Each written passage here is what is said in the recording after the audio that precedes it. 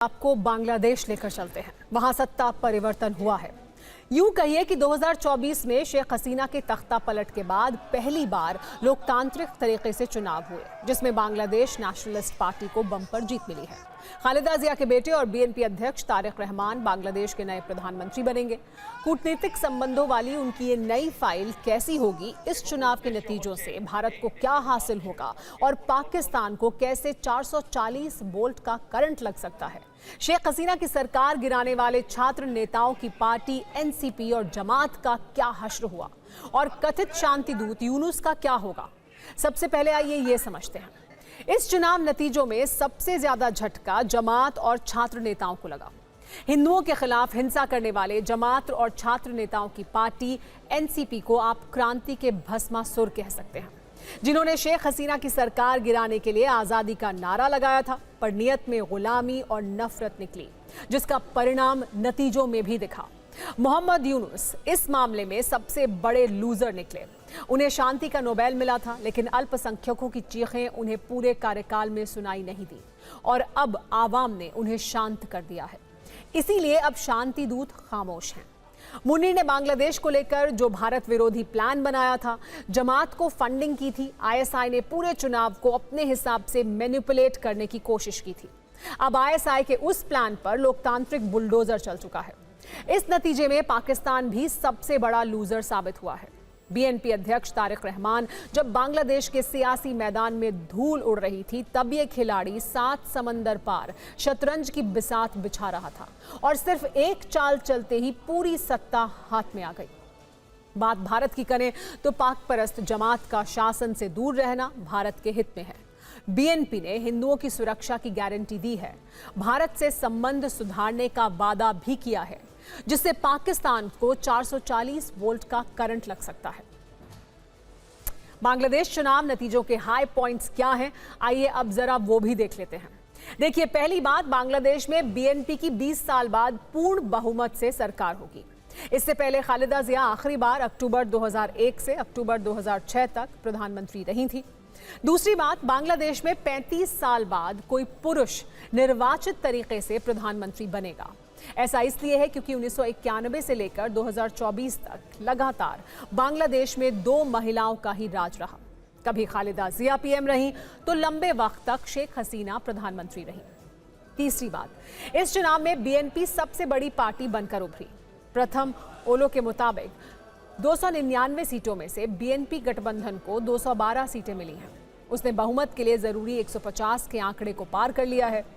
चौथी बात यह है कि जमात इस्लामी के नेतृत्व वाले 11 दलों के गठबंधन को 77 सीट ही मिली हैं। जमात पहली बार बांग्लादेश में मुख्य विपक्षी पार्टी है, लेकिन सरकार चलाने और बांग्लादेश में शरिया कानून लागू करने वाली मनमानी का उसका सपना चकनाचूर हुआ है। और पांचवी बात, पीएम मोदी ने तारिक रहमान से फोन पर बात करके उन्हें जीत की बधाई दी है। दोनों देशों के ऐतिहासिक और सांस्कृतिक इतिहास का हवाला देकर बेहतर रिश्ते बनाने की बात कही है। और पश्चिम बंगाल की मुख्यमंत्री ममता बनर्जी ने भी तारिक रहमान को भाई कहकर उन्हें जीत की बधाई दी है। तारिक रहमान बांग्लादेश के पीएम बनेंगे तो बांग्लादेश में जमात के सताए पीड़ित हिंदुओं के लिए हालात बदल सकते हैं, क्योंकि बीएनपी के घोषणा पत्र में इसका वादा था। इसी का फायदा बीएनपी को हिंदू बहुल सीटों पर जीत से मिला है। बीएनपी ने अपने घोषणा पत्र में यह वादा किया था कि हिंदुओं और दूसरे अल्पसंख्यकों की जान, संपत्ति और पूजा स्थलों की सुरक्षा के लिए सख्त कानून बनाए जाएंगे। इसी गारंटी के बिना पर तारिक रहमान की पार्टी ने हिंदू बहुल सभी सीटों पर कब्जा जमाया। बांग्लादेश की करीब 8% हिंदू आबादी का पूरा वोट बीएनपी की तरफ शिफ्ट हो गया, जो पहले आवामी लीग को जाता था। आवामी लीग इस बार चुनाव नहीं लड़ी है। इसे दूसरे नजरिए से भी देखें तो तारिक सरकार बनने में हिंदुओं का एक बड़ा रोल रहा।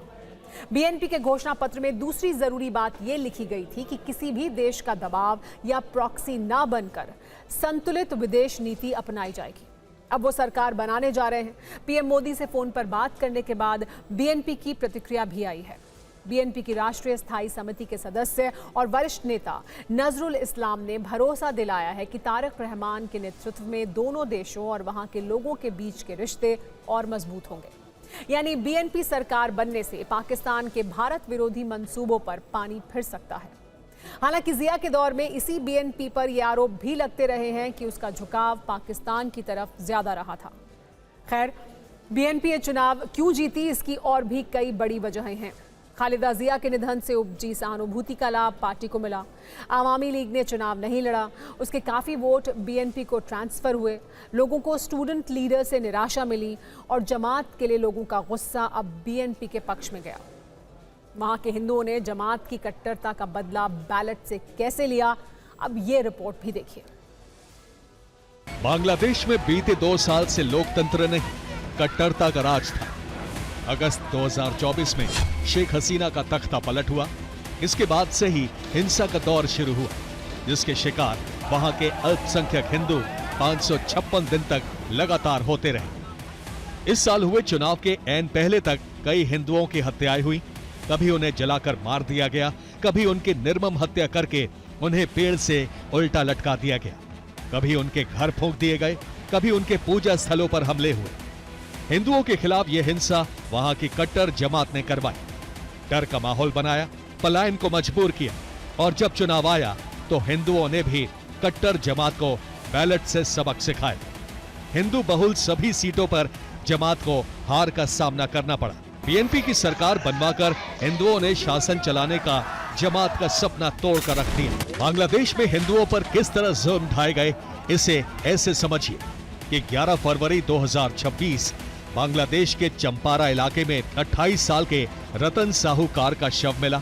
बड़ी बेरहमी से उनकी हत्या की गई थी। 10 फरवरी 2026 62 वर्ष के कारोबारी सुषेण चंद्र सरकार की धारदार हथियारों से हमला कर हत्या कर दी गई।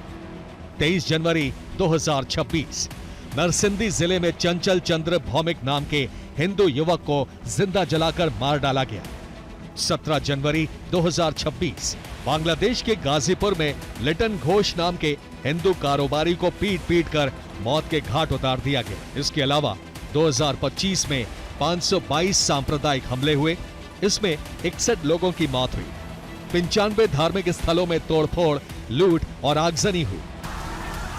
इसका खामियाजा हसीना की सरकार गिराने वाले और इसी बहाने सरकार में शामिल होने का सपना देखने वाले छात्रों की नेशनल सिटीजन पार्टी को भी भुगतना पड़ा। एनसीपी ने जमात से गठबंधन किया था। जनता में संदेश गया कि जमात और एनसीपी का रिमोट कंट्रोल पाकिस्तान के पास है। जमात के पिछले कुकर्म भी जनता को याद रहे। लोग नहीं भूले कि पाकिस्तान के इशारे पर ही जमात और एनसीपी ने मिलकर बांग्लादेश के मुक्ति संग्राम का विरोध किया, आजादी के इतिहास से जुड़े साक्ष्य मिटाने का प्रयास किया। बांग्लादेश में जनता को जमात एनसीपी की कट्टर छवि पसंद नहीं आई और इस चुनाव में एनसीपी इन्हीं वजहों से सिर्फ 6 सीट पर सिमट गई। बांग्लादेश की कमान अब बीएनपी के तारिक रहमान के हाथों में रहेगी। उम्मीद है कि उनके नेतृत्व में लोकतंत्र की बहाली होगी। बांग्लादेश की सरकार पाकिस्तान की कठपुतली नहीं बनेगी। जमात की मजहबी मनमानी नहीं चलेगी। अल्पसंख्यक हिंदुओं और बांग्लादेश की आजादी में अहम भूमिका निभाने वाले पड़ोसी देश भारत के हितों की रक्षा होगी।